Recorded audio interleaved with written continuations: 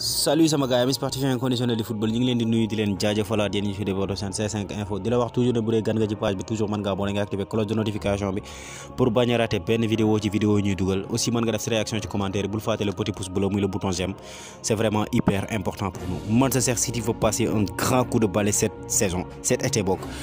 parce que comme ni ngeen ko gisee ñëpp Manchester City ren ci mercato bi vraiment il n'était pas actif parce que benn joueur rek la recruter muy kooku xam ne mooy Erling Haaland li ko waral nag du lenn lu dul dafa bëgg a dégraisser d'abord faire la place yenn joueurs yi nga xamante ne bi ils sont indésirables mu bàyyi leen ñu dem donc certains joueurs sont déjà sur la liste des départs mais dinañ ci ñëw ci kanam balaa loolu d'abord dañuy wax ci kooku nga xam ne mooy Sadio Mané le Flic Mané le héros national le Mané national donc moom mi nga xamante ne bi nag tey jii demoon na foofu nga xam ne mooy ca Bayern Munich passé fa li nga xam ne mooy visite médicale am tout s'est bien passé tout s'est bien déroulé donc nag il a signé même les premiers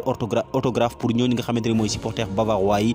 teewoon ci nga foofu mu doon defee visite médicale bi donc nag il sera présenté demain foofu ci Allianz Arena ak numéro bi mu war a sol ak li nga xamante ne bii ni war na ko saafonte ak ñooñu di supporters yi nga xamante ne bi danañ fa teew donc nag ñuy ñaanal Sadio Mané tamit bonne chance di ko souhaiter bonne chance di ko ñaanal aussi li mu réussir Liverpool mu réussir le double foofu ca Bayern Munich chance bi ko Liverpool apporter aussi ba mu jël loolu nga xamante ne bi mooy Coupe d'Afrique bi ak Sénégal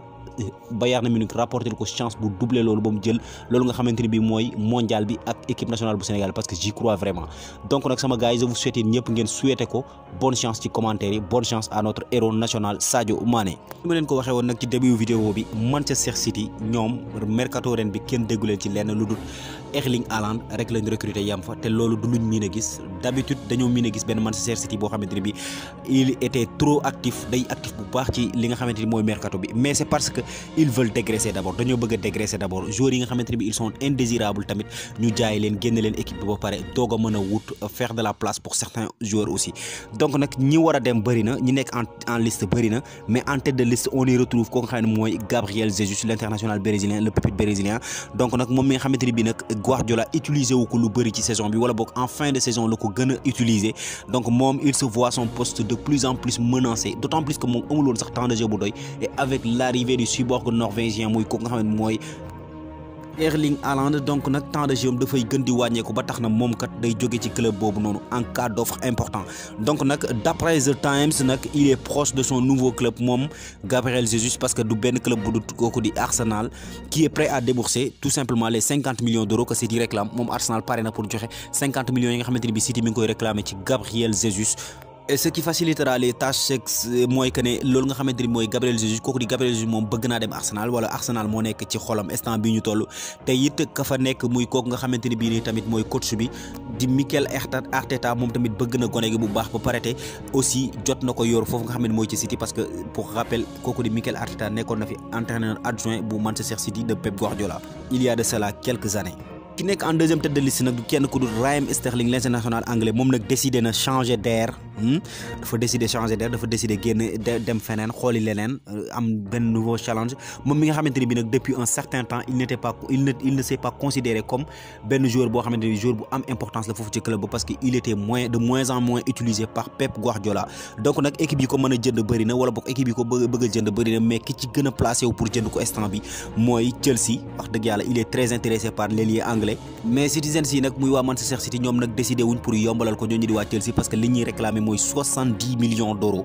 pour benn joueur boo xam ne il se les libre dans un an donc nag c'est vraiment catastrophique c'est vraiment trop cher mais quand même c'est un dossier qui reste à suivre parce que carrément City dafa bëgg a dégraisser te Sterling aussi dafa bëgg a dem donc li ñuy wax rek kuy wut kum fu mu fanaan la ak kuy wut ku ko wéttali tëjal bunt bi mën na leen a bañ a boole troisième joueur bi nga xamante ne bi moo nekk nag sur le départ muy Bernardo Silva même si bu fekkee Guardiola moom déclaré na que ne moom bëggul Bernardo Silva di jóge ci équipe ba da koo bëgg a téye donc nag les dirigeants ñoom xam leen nañ que ne Bernardo Silva dinañ ko bàyyi mu dem pour un somme de 94 millions d'euros bon muy loo xamante ne bii nag du yomb parce que fii ñu toll nii milieu terrain jëndee ko 94 millions d'euros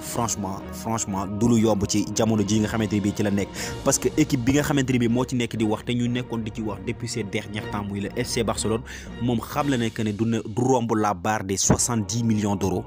donc nag vraiment la différence est énorme parce que entre 94 millions et 70 millions d'euros bu ñuy wax ci wàllum transfert rek la barre est très haute et vraiment la différence est énorme. Mais nag en cas d'échec ci dossier boobu ñooñu di Barcelone yi muy les Catalans ñoom ils pourront décider de se rabattre sur un autre Citizens muy Gundogan mi nga xamante ni bii di club bi it xamle nañ ne que ni mën nañ ko bàyyi mu dem donc mais nag bii mooy xaw a gën a yomb parce que Gundogan de benn année de contrat moo ko dese et en cas d'offre alléchant tamit moom Gundogan mën na jógee foofu nga xam ne mooy ci City dem foofu ci FC Barcelone. Mais aussi il y a d'autres joueurs yi nga xamante ni bii ñoom tamit ñoo nekk sur la liste en cas d'offre alléchant kooku di Zinchenko pisté par Arsenal pisté par le West Ham ci même championnat Angleterre bi moom tamit mën na dem. Nathan Ake aussi nekk défenseur central boobu pisté par le Newcastle donc Newcastle mi nga xamante ni bii nag révélé na ay intérêt pour jënd kooku di Nathan Ake moom tamit mën nañ ko bàyyi mu dem il est susceptible de partir dès cet été. Donc sama gars yi nag pour l'instant lii mooy plan de dégraissage de City selon vous amis sportifs et inconditionnels du football ban joueur ci joueurs yi ma la cité nii le City warut a bàyyi mu dem pour rien au monde selon vous Bernardo Silva, Gabriel Jesus, Raheem Sterling ou les deux autres défenseurs muy Nathan Ake ak kooku xamante ne mooy Zinchenko réponse dans les commentaires. Pendant que les Citizens dégraissent, pendant que les voisins dégraissent, les Red Devils ñoom muy les voisins les petits voisins d'à côté ñoom ñi ngi chercher à se renforcer parce que d'après The Suns Manchester United est tout près de signer Anthony. Donc nag d'après The Suns Manchester United ñoom jege nañ lool signer Anthony muy sa pépite brésilienne di un vrai régal du football franchement di koo xamante ni bii ni il a vraiment du talent et du potentiel am avenir bu baax. Donc nag Manchester United ñoom pare nañu pour jënd ko et que franchement opération boobu mën na coûter environ 40 millions de livres sterling donc 40 millions de livres sterling buñ ko convertir en euros mën na jege loolu nga xamante ni mooy 50 millions d'euros. Mais man ki ñooyu nag yéemuñu ci joueur Ajax boobu donc parce que après l'échec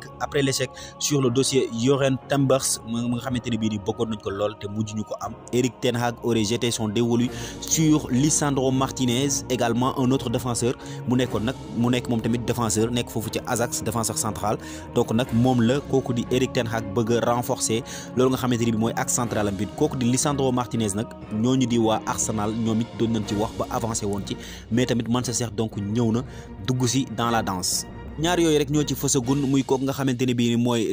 Lisandro Martinez ak kooku di Anthony mais nag d'après Manchester Evening News muy benn site bu nekk foofu wala boog muy benn journal bu nekk foofu ñoom ñi ngi annoncé que de Manchester mën na recruter ba 5 recrues ren ji wala boog balaa saison bee tàmbali 5 recrues. Bon selon vous tamit amis sportifs et inconditionnels du football yan joueur la Manchester wala mën a recruter pour li nga xamante ne bii mooy saison bi ñu jëm tout en sachant que nag